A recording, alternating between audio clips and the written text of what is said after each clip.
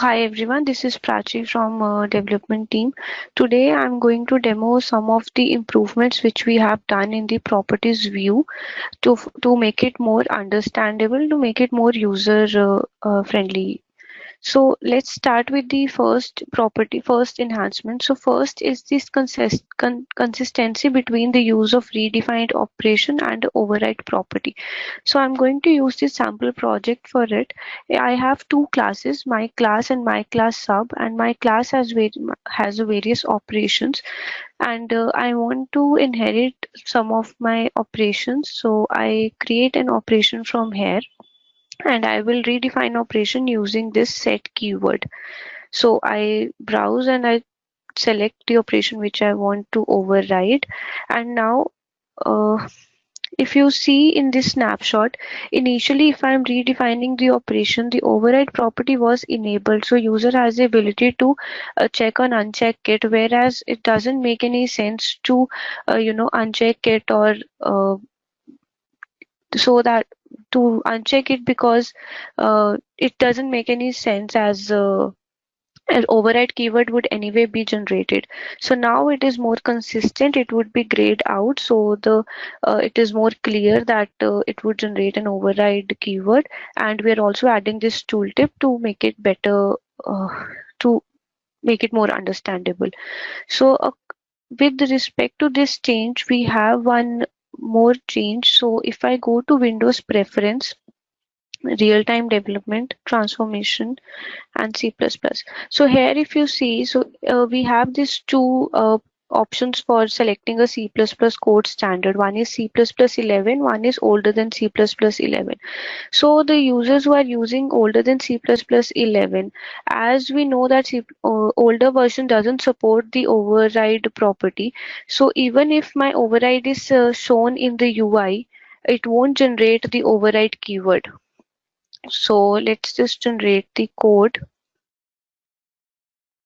I'll do the clean and build,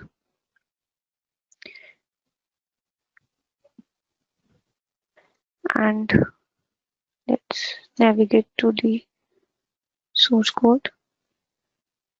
Yeah, so now if you see that even if my override is selected, my override keyword is not generated because the version which we are supporting for C++11 is older than C++11.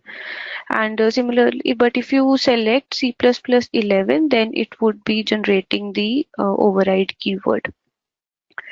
So yeah, this was one change. Next improvement is done in the collection of elements. So for if you want to reorder or change the order of any element, then initially we had the option of moving up and moving down. So when the list is very long, then it becomes really difficult to change the order for these elements. So now to improve that, we have added a drag and drop support. So now you can just select an element and drop at whatever position you want. Users can also select the multiple operations to move them.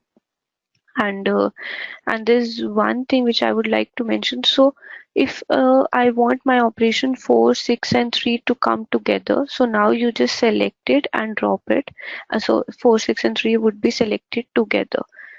So this change is done in multiple tabs. So one of them is dependencies, and then attributes, operations, nested types, and for protocols in events and out events is also supporting this drag and drop functionality.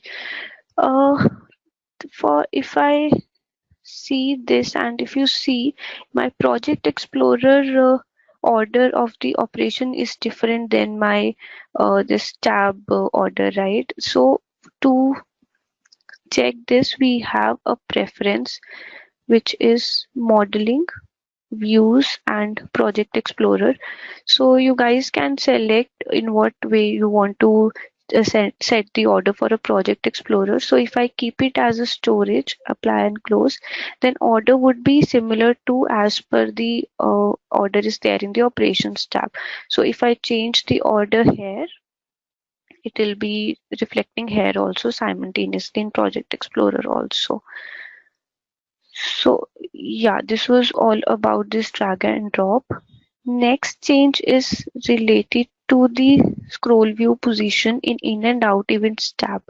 So if you see here, yeah, so if you see here, if my list is long and I'm scrolling down, then the operations which we had for to which we can use for each of the events that were not visible if you are scrolling down. So now that has been improved and you guys can use this scroll properly. So yeah, that's it from my side. Any questions?